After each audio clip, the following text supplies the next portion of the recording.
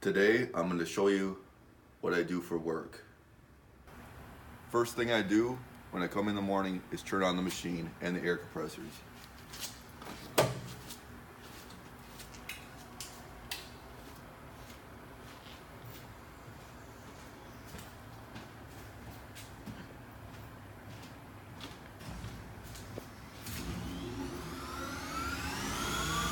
Then I boot up my computer. While my computer's booting, I turn on the machine.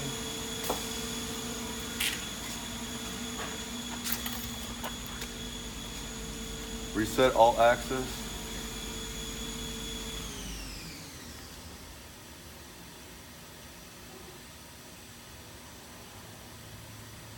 And after it's done setting all access so it knows where it is exactly, then I do a warm-up cycle, a spindle warm-up cycle.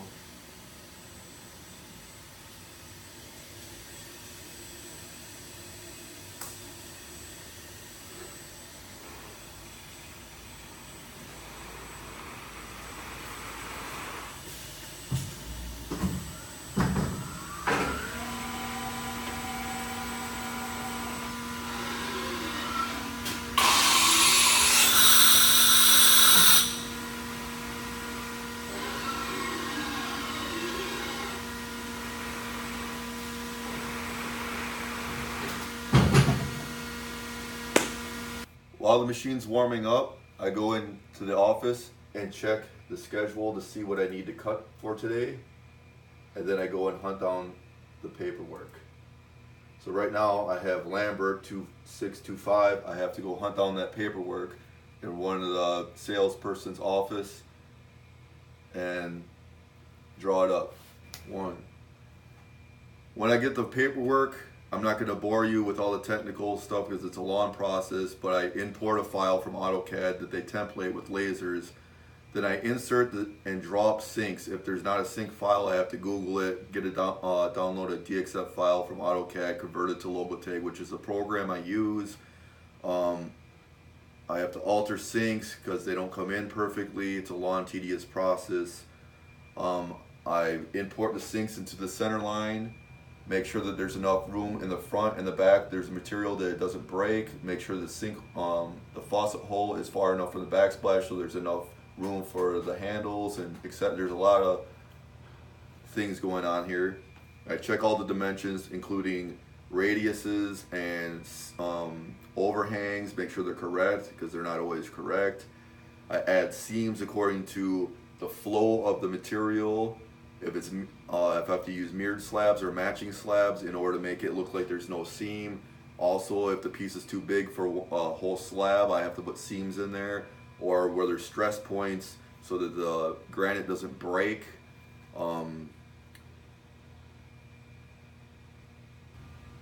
This order is something that didn't have a template. They gave me specifications that very accurately. Have to draw it up myself on the program, and this is what we're going to cut today. It is a vanity with a sink off to the left and a triangle shelf. So that's what we're going to cut today. I have all the specifications right. They gave me dimensions. It has kind of a curve because their wall isn't straight, so I had to kind of angle it, put the sink in, import it, make sure that there's enough room here for a backsplash. It's usually 1 1/4 inch thick plus an inch for the faucet handle so that they can move it, and there's enough material in the front, which there is. I believe there is 4 inches on this. There is, and I have to make sure that it's straight, so I have to rotate it and everything and make sure it's correct and it's exactly right. After this spindle warming cycle, I have to load certain tools and touch them off so that the machine knows exactly how tall or the diameter of each tool is, because they get worn down, the diamond edges come off and they wear out. So this needs to be exact, so I don't want to cut through the table, and I also want to cut all the way through the piece. So I have to load the tool.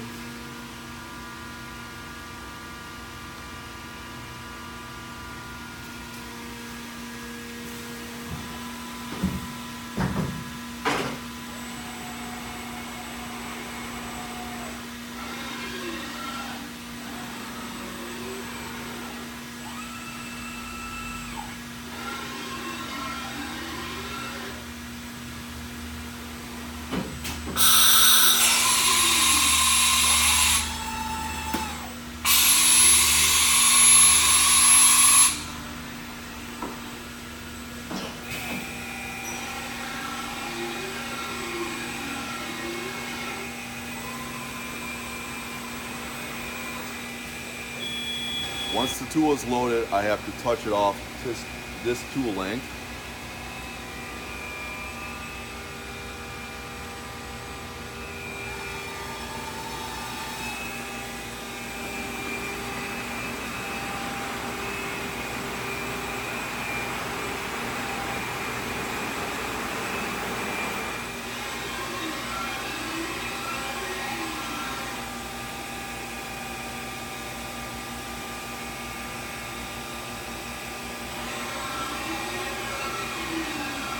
Then I have to get the table ready for the slab.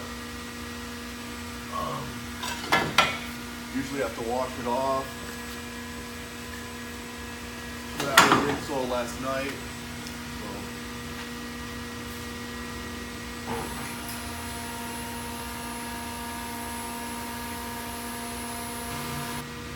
Then I have to go hunt down material for said job. I have to look at the paperwork and or the inventory list and hunt down.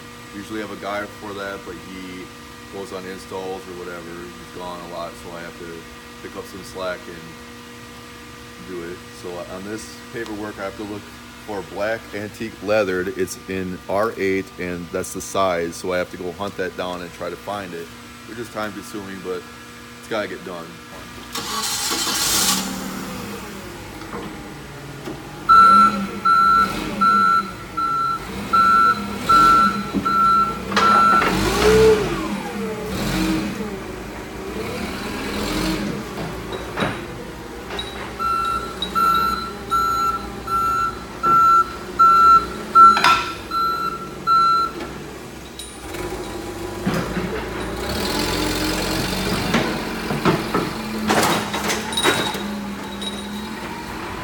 Found the piece in the rem rack.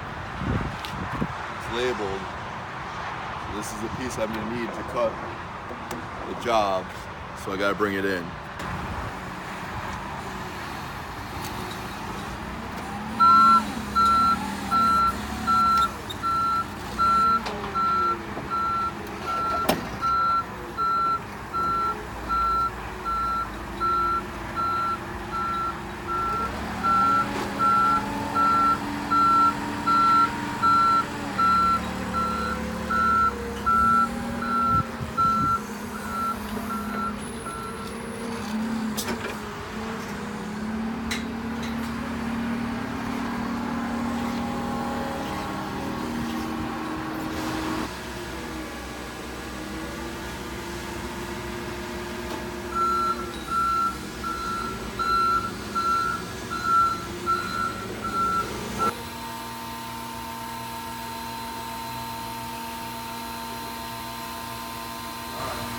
Next, I have to, well, I have an assistant for this, but he's gone a lot, doing other stuff. He's supposed to help me out.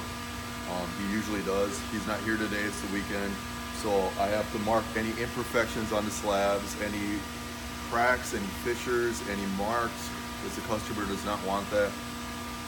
So like saw marks, I have to mark so that I can see them on the camera. I can obviously see all this, so I don't need to mark that. Saw mark so I don't miss it and have that cut into the piece. And that's it. Next I have to make a work order for this and then import everything and get it ready to be laid out. So sheet cut, order management, create new work order. This is 2628 and it is Reimer, R-I-E-M-E-R.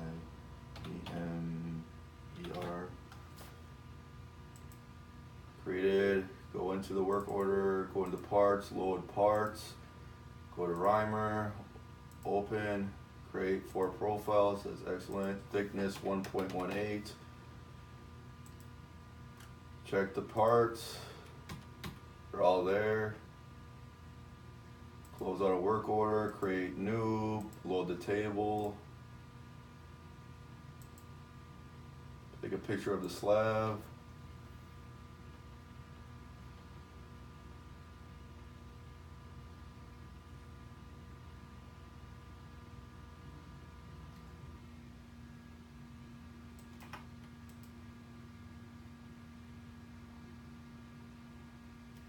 outline said slab so that the machine knows its limitations and where it should or should not go. Although it will, because the CNC is dumb, if you tell it to go through a wall, it will go through a wall. It only knows you are the CNC's brain. It only knows to do what you tell it to. It has some limitations that will stop. But if you tell it to drill through the table, it will drill through the table, and that's a $500,000 machine. You gotta be very careful, and my job is to prevent anything that could happen. Any hypothetical thing that could go wrong with the machine, I have to stop it in here before it goes out there. Otherwise, we'd be out of business, over with. So then I import parts.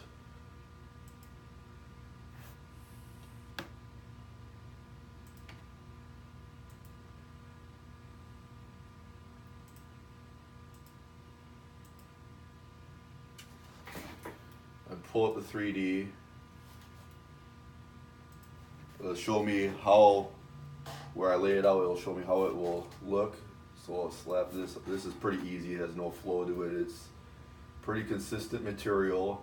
This is just a little vanity. Usually I'm cutting kitchens with seams in them and specialized sinks and cooktops, and I gotta score things and drill through things, and this is a pretty simplistic, easy project that you're seeing right now. I don't want to sit here all day and show you all the things that are long going. Some of these projects take a very long time.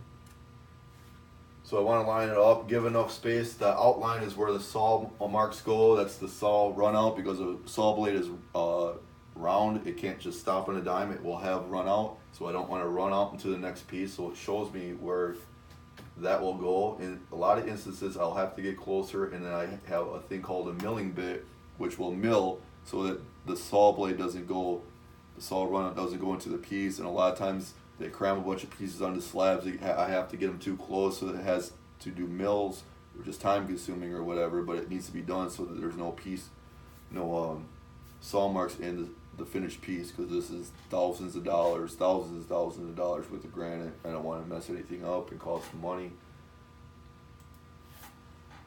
So I just slap these on here, like so. This is pretty easy. Looks like that on there. I still have a triangle shelf to fit on there, so I might have to do some milling here. It looks like, once I rotate it, like I said, there's no flow to this, so it's gonna mill right there, I guess, once I move all this over.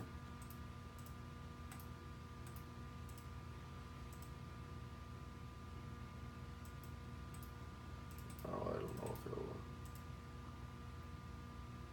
Oh, it should be good.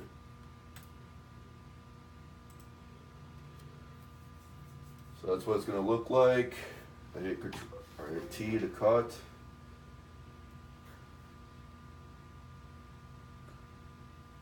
Okay, now this is telling me the machine can't do that because the machine will be out of its range. So I can't cut it like this. I'll have to figure out a new way. If I go like this.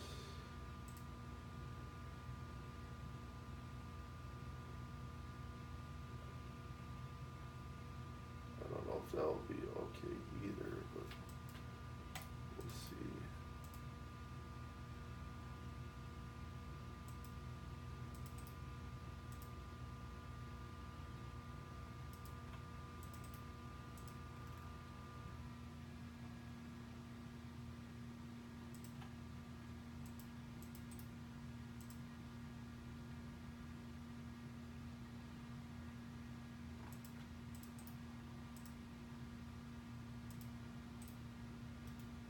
Make sure I didn't get into any saw marks.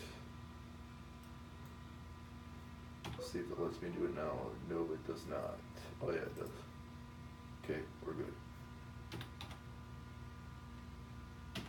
We're good. Now I have to do the milling because the saw blade cannot cut corners, obviously, so I have to mill it. Set that up. So I do 10 passes so I don't smash the blade. Excess material, 0.04 inches, so that the polishers have something to polish on and they're not wearing it down and make the sink opening too big.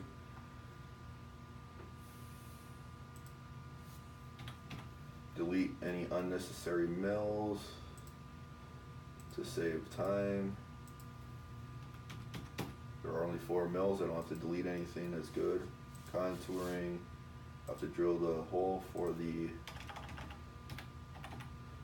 faucet.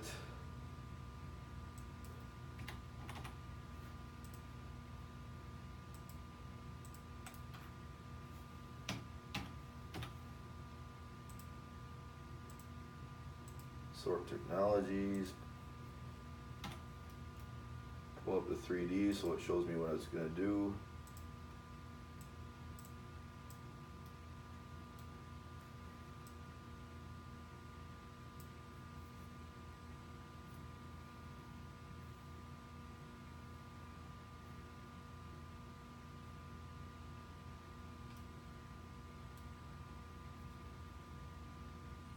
It's milling right now. That's what a milling bit will do. So it kind of just pulls off material side by side, so it doesn't leave saw marks. If this was to be a saw, there'd be saw marks.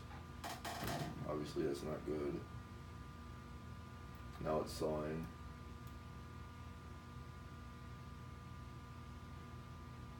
Looks good. Estimated time for this project is 41 minutes 37 seconds. The machine's not at full capacity, so it's going to be like an hour and 15 minutes. I write the program 262801. This is the G code, so-called G code, getting sent to the machine, so the machine knows exactly where to go and exactly what to do. Now I gotta upload the G code into the machine so the machine recognizes the G code.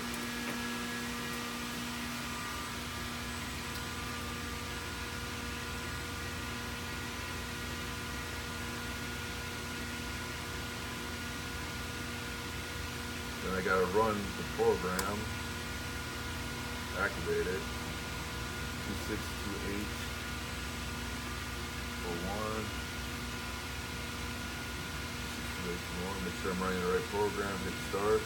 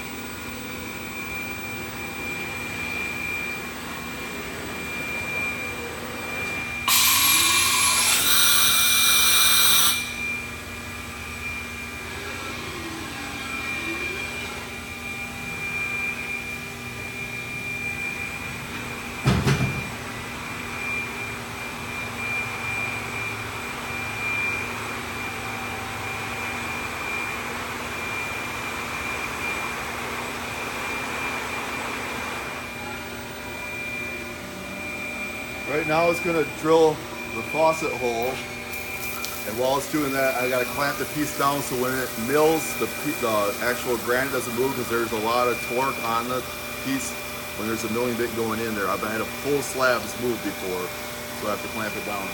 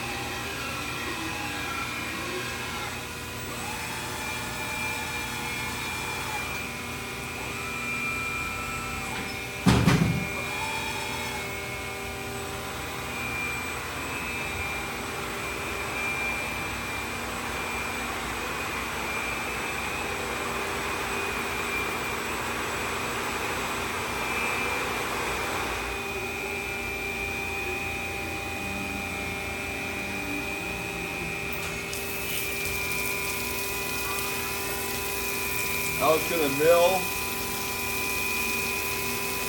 out the sink so there's no saw marks.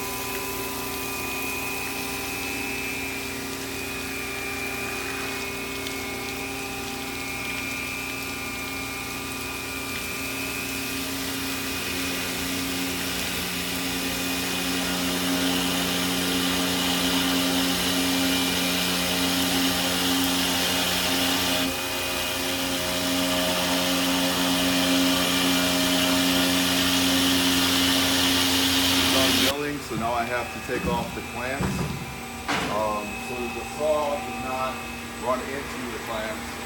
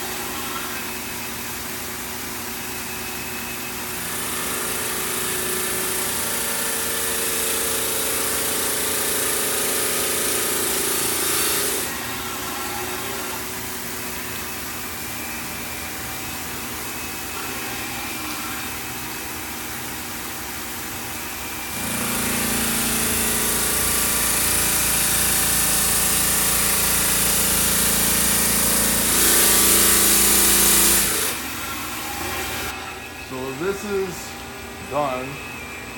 This is what the final piece looks like.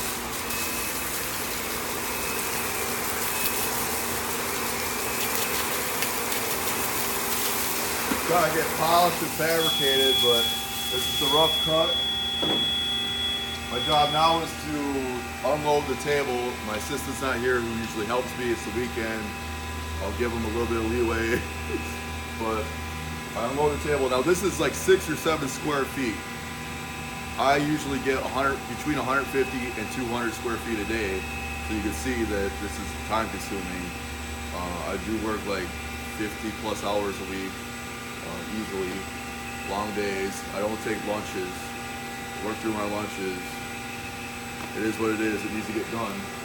But as you can see, this is the finished piece.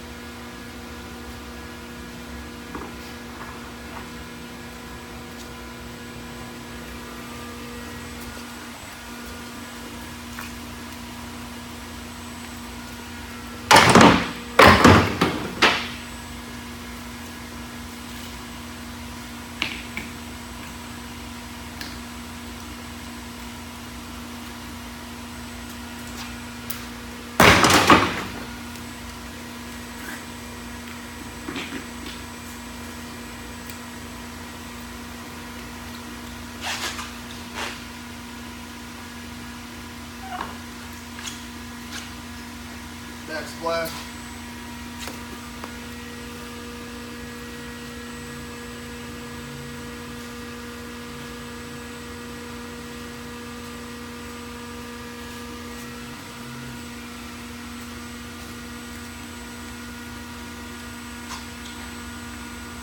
Side splash.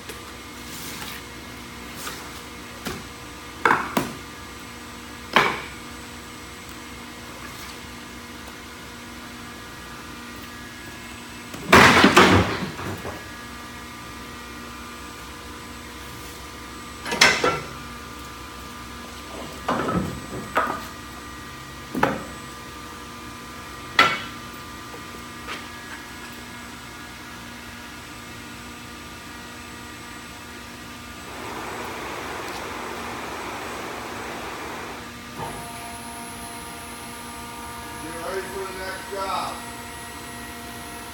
Now that was a very simplistic job.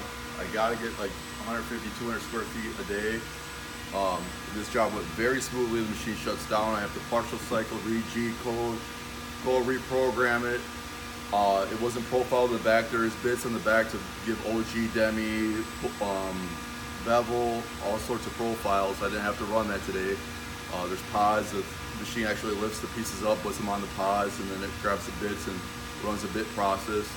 I also have to maintenance the machine, wipe everything down, change saw blades, change milling bits, change other bits, calibrate the machine, make sure that they're right, go into the right depth. I have to pretty much do everything, clean machine. This machine is pretty much mine.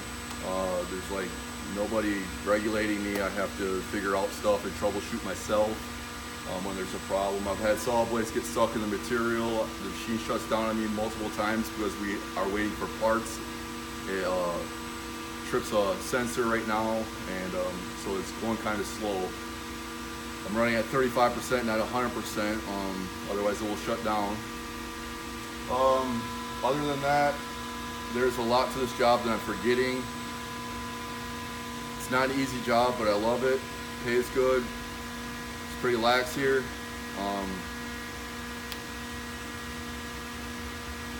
That's this machine. This is one of 2 machines in the world like this with this configuration. There's only 2 in the world. There's Unica 5s with a front table. There's Unica 5s with a front and back table. There's Unica 5s with a front table and a tool chest. There's only 2 in the world. There are Unica 5s with a front table, a back table, and a tool chest. We have 1 or 2 of this configuration in the world. So not hard, not easy to learn, and it's a learning process to troubleshoot when something comes up and you're not, oh shit, and you get frozen. You got to be able to use your head and figure out, hey, how do I fix this? How can I prevent this from happening next time? How do I get out of this without losing the program?